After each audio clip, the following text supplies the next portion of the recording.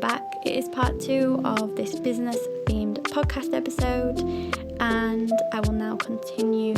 So this is me in the past, in the future, I don't know. This is me talking. This is part 2. Bye.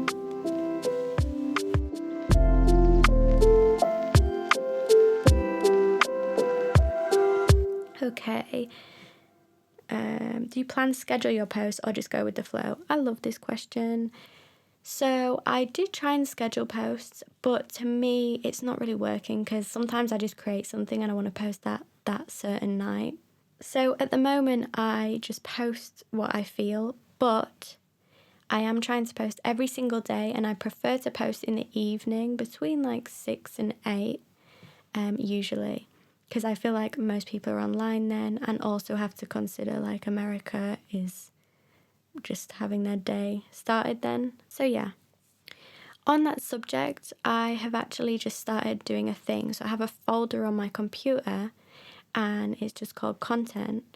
And if I scan anything or think something's interesting that I have on my laptop, something new, I just put it all in the content folder. So if I need something to post that day and I'm not sure what and I haven't made anything new, I can dip into there and see what I've not shared, because a lot of things go unshared, but I really do want to share them. So it's kind of a good way to keep my mind fresh, and also to always have something that I can share with you that you might not see.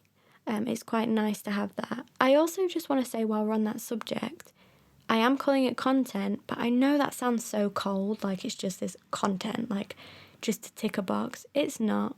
I just use that word to kind of describe posts or things like that.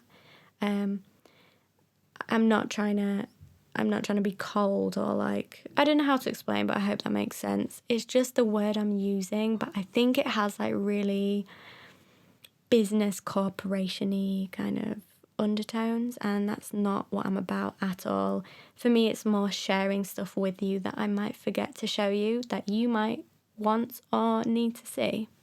While we're talking about plans or schedule for posts, I actually have a Google Calendar that is very organised, and if anyone wants to see that, I will happily post a little thing on Instagram. So if you do want to, tell me.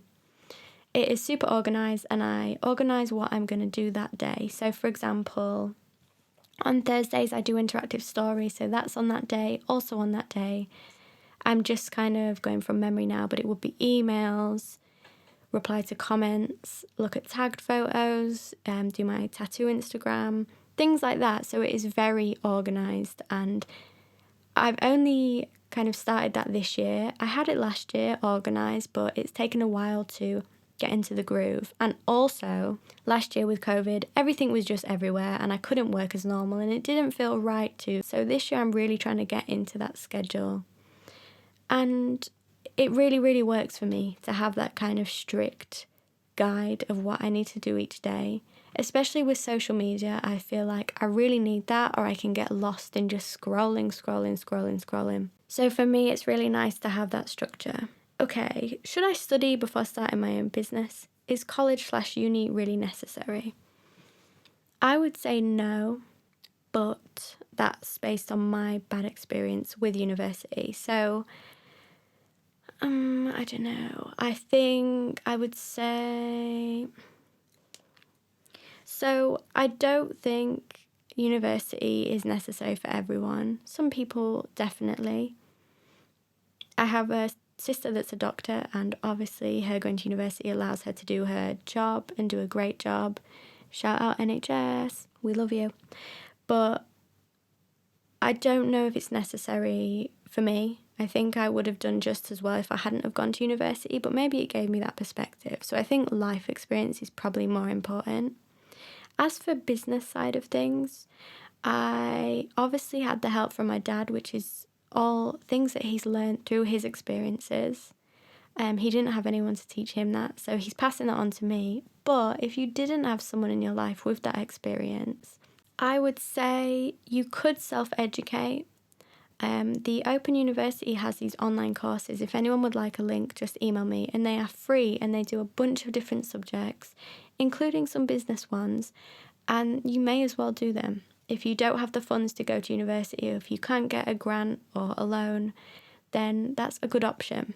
But I would say if university isn't for you, and if you don't want to, go to a business degree or something like that, if you don't feel that's necessary, and I don't feel that's necessary, I would say self-educate. Like, you have so much education online for free. I think a lot of being in business is about taking that initiative to educate yourself. So I don't feel like formal education is important, but I feel like social, cultural, and self-education is a lot more important. So someone says, looking forward to the next podcast. The last one was so lovely. And someone else said, just wanted to say I really enjoyed episode 1. Thank you. I still can't get over it that people like this, so thank you. How did you go about setting up the financial side? I want to, but have no idea where to start. You could always open a free savings account and then use that as your designated kind of work account. So even if you just earn £30 from prints, put that in there, and then what can you spend that £30 on next time? That's of course if you can afford to do that, but I would say a separate account to start with would be really good. And I think just keeping an eye on your finances, and if you use PayPal, just using a separate account for that would be helpful too. What program do you use to make your shop? I use Big Cartel, and I've always used Big Cartel. It costs me $20 a month, just for complete transparency here. While we're on that subject as well, I will come back to bills at the end because I think that's something we need to talk about. But yeah, I use Big Cartel. It can be glitchy. Sometimes they have problems and the servers are down, but they are easy to use and very simple. I know some people use Shopify, but I believe it's a lot more expensive, so Big Cartel for me works. I know a lot of you use Etsy, and of course that's amazing if you don't have that following. So if you already have a following and you can direct people to a separate store like a Big Cartel or a Shopify, that's great. But if you don't feel you can do that yet, just use Etsy, that's fine. It's not bad if you use Etsy and you don't have your own store. Okay. How do you keep your soul happy while making your art a commodity? I struggle a lot with the commodification of my artworks. Would love to hear. I would say be honest with yourself and stay true to you, and don't rip people off. I will never sell something for a ridiculous amount, and I will only make what I need. Rather than making 500 prints, I would prefer to make 50 of 10 different designs. So that means the customer, and I hate using the word customer, but because we're talking about business, we'll just say that. The person that wants to support you can treat themselves to a print they really want, something that you have made, but you are not ripping people off. The price is not super high. I can't stand when I say prints and they're like £60. Like, who can afford that? It's so, I don't know. First of all, it's not accessible. Unless, of course, you're making a high quality print that costs you a lot, then I understand that. But I think you have to be fair with your pricing, and not go overboard with it. And respect the person that's supporting you as well by doing that. So don't overprice things. Don't go overboard with that. And also make things that you want to make. So when I make a print now, it's something I feel passionate about and I want to share with people. So in that way, I don't think of it as a commodity. I think of it as something I'm sharing for a fair price, and that people can access regardless of, I think art used to be a thing that only the rich and the privileged could afford. But now we can make our spaces look pretty and we can make ourselves feel good and not have to spend too much money. So I think it's about getting the balance between, of course, you have to make a living and you have to get the money back that you spent on the things you're selling, but you can do things fairly. And if you're more concerned about that and about sharing things and you don't want it to just be business, how about you donate a portion of the amount you make? Or maybe you can volunteer your time somewhere that needs help. Like, there's ways, I think, of extending your art beyond just the things you sell, but into what you do with your life as well. I know that was deep, but hopefully it makes sense.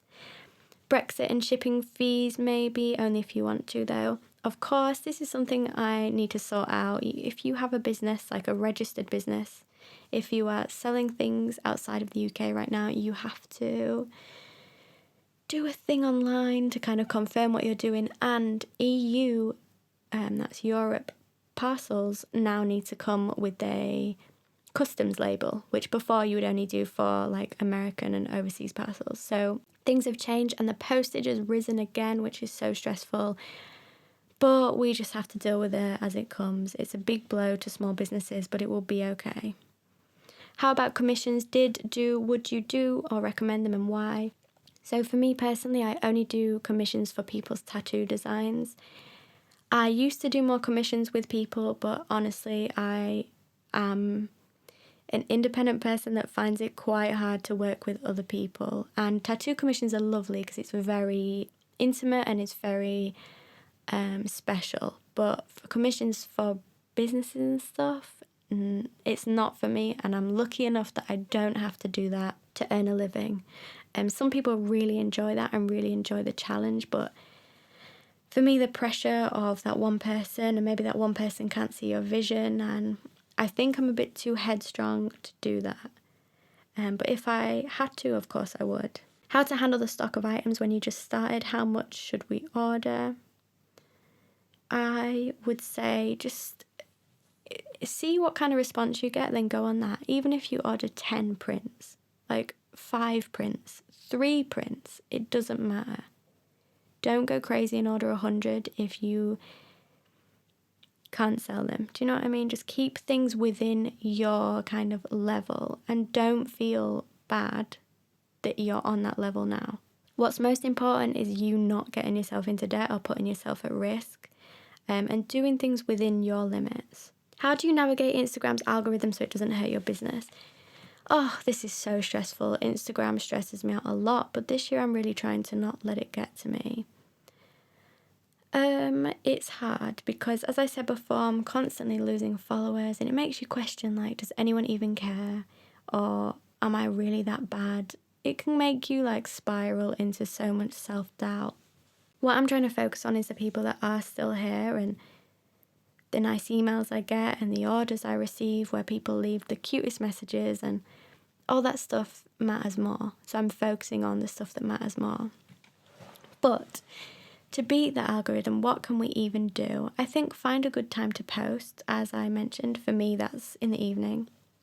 And post every day if you can. If you can't do that, that's fine. I know it's super stressful, but for me, that's kind of the only thing that helps. I think also interacting with people helps. So actually, while I'm here, I'll mention every month around the 20th, I go through the people I'm following and I just spam them with likes and catch up on everything I've missed thanks to the algorithm. And that seems to work. So if you're listening to this and you have some time spare, go look at the people you follow, the businesses, the artists, and go see what you've missed. For us to fight the algorithm, it really takes being kind of proactive and showing support to the people that you care about. So that's what I would recommend. Just see what you've missed, like loads of their posts, leave a few comments, interact with them, and they will show up on your feed more, I think. But I just hate it. Why is Instagram like this? Why does it change so much? Why does it make things so difficult for people to thrive? But we're going to try fight it. Just do what you can, and I promise you the people that you support will appreciate it so much. I don't know how to start a web page. Do you have any tips? Mine, which is anastasiatassu.com, which I rarely update, is just a Tumblr that I edited the theme on. So I really recommend looking into that. No one uses Tumblr really anymore, I don't think, but you could use it as a free website. You just need to edit the theme a bit and, you know, maybe do a bit of research into how you can make it look good, but it's easy to do and it's free and it's a good way to start out. Okay, last question here. How do you make your stickers, pins and cards? I don't know to start or how to do it. There is one answer here. Don't hate me, but I'm going to say it. Google. Find out what you want to make. For example, you want to make, I don't know, holographic stickers. Now, I could just tell you a supplier I know that makes holographic stickers, but we might have a different budget. We might have different needs for quantities. For example, maybe my supplier that I know might make things in hundreds, but you might only want 10. Also, you're in a completely different location to me and you might prefer to shop local, you might not be able to order overseas. All these things matter, and whenever people ask me where I order stuff from, I'm kind of like, I don't know, I get it, but also I can only help you so much. What matters is you looking for the solution that fits you, not that fits me. So get on that computer, laptop, phone, whatever. Google what you want, for example, holographic stickers, and find a supplier close to you. That might involve you looking at 10, 20, 30 websites. Compare prices, send them emails for inquiries if you need to. Do this self-research. Look for somewhere that does the right amount for you, the right quality, the right cost. All of these things are so unique to you and your business or your hobby. So it's really important that you do this research to find things. There are so many wonderful suppliers, and you will find one that fits you and fits your needs, but it just takes a lot of self-research, and I think that's something that not everyone can or is willing to or even has the time to do. So yeah, this is meant as encouragement, not to make you feel disheartened, but as I said, I will just be totally honest with you because I don't see anyone talking honestly about business, so here I am. I have a few more things to add. So first of all, I want to talk about some costs. When you are thinking of going into a business, it's super important that you tot up what your costs will be. So if you're just starting and you're just going to buy a set of prints and you're just using Instagram to sell it, then the cost is basically just the cost of the prints. Do you need a scanner? That's an extra cost. Do you need software? That is an extra cost. For example, I pay, I think, £15 a month for Illustrator, and I pay £30 a month for my newsletter. These things are like hidden costs that people don't talk about. I also pay the $20 for my big cartel. Also, PayPal takes a fee from every single transaction. So that doesn't happen if you only have a smaller business, like a hobby kind of thing. But if you're making a certain amount of money, they take money from everything. Even the platform I use to do my digital downloads, if someone kindly donates me £15, I get £10 from that transaction because of their fees. It's ridiculous, but this is the way that it goes. So I think it's really important that you work out your costs and don't get into too much if you can't afford it. So if you can't afford Big Cartel, the $20 amount, use the free version, which I think has 5 products and less features, but it's free. It will work for now. While we're here, I just wanted to say a few things that will maybe help you if you have a small business now and you're worried about COVID stuff. Obviously, a lot of small businesses have been getting more support because I think people are kind of returning to supporting local and smaller business rather than bigger ones. But I think we can all do things to kind of help ourselves and put ourselves less at risk during such weird financial times. So number 1, make sure you don't have too much old stock lying about, stuff that you could easily sell off. Just get it on your store so you don't have stagnant stock that you're not listing for sale. That's always a good way of earning a little bit of extra money and also making space for you too. Next, I think it would be a good idea to kind of look at your finances. What outgoings do you have each month, and could you possibly reduce some of those? Take a long, hard look at your PayPal statements or your bank account and just see what you could possibly remove, just to get to know what is going out of your account every month. Lastly, I would just say that it's a good idea to kind of refocus and see what you want to make in this new time and kind of adapt your business to that. So for me, I think I mentioned it in the first podcast, but I'll be focusing more on prints and zines and smaller products rather than higher risk things like shirts. So just look at what you're doing and how you can adapt that to the kind of new thing that we're living in right now. Some of you might not agree with some of this stuff, or you might have different views, and that's cool with me. This is just from my brain to your ears. Now, before we go, I just want to say a few things. Again, thank you for listening. How nice. I don't know what I'm going to talk about next week or next time I record, so if anyone has suggestions, send them through. And I am going to do my little shout out of the week. this week I want to shout out my friend Brandon. Brandon runs a project called the Strangers Project, and he collects handwritten anonymous stories from strangers. He does this in person in New York, and it looks beautiful. He just stands there and lets people come to him and write stories. In some ways, I feel like Brandon's project is in line with my own work, and reading some of the stories and confessions and truths from people on his Instagram is really, really, I don't know, it helps me feel less alone in the world. So maybe you would like to see what he does too. So Brandon's Instagram is Strangers Proj, that's strangers and then Proj. So shout out to you, Brandon, and all the great work that you are doing to help people share who they are. Now, your creative prompt for this week is togetherness. And I know that that's kind of strange because most of us are in lockdown and far away from people, but I want you to think about that closeness, togetherness, kind of being with people or maybe being with yourself.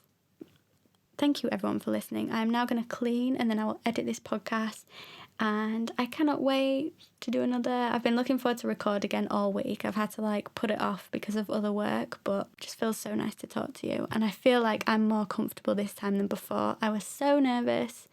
This time I've just been rambling at you for probably 10 hours. We will speak soon. Please stay safe, and you can always hit me up on email just to say hi, whatever you want. I'm always there. Thank you. Bye. Stay safe.